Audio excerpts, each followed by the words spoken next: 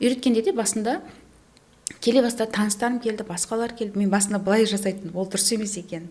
Жаңа мединститутағы мұғалімдер, анау ғылыммен айналысып жүрген кезіндегі бірге өз ортаңыз. Иә, солардың барлығын жұлмалайды екем.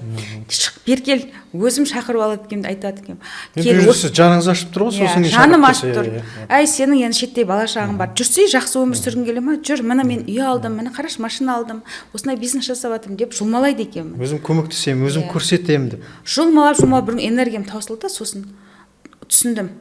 Былай болуға болмайды екен. Егер адам сенен көмек сұраса ғана, сен көмектесуің керек. Өзінде ұмтылыс болса. Иә, ұмтылыс болса ғана.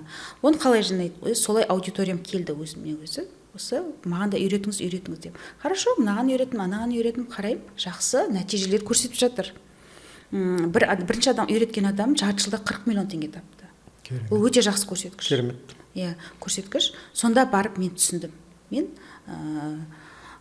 Мен жақсы үйрете аламын, үлгі бола алады екем. Мен бәрін жолын саралап тұрып көрсетіп бердім. Осылай жасайсың, қасында жүрдім, үйреттім. Қазір енді Құдайға шүкір, барлығы жасап жүр. Инвесторлар тарттым, инвесторларды үйреттім.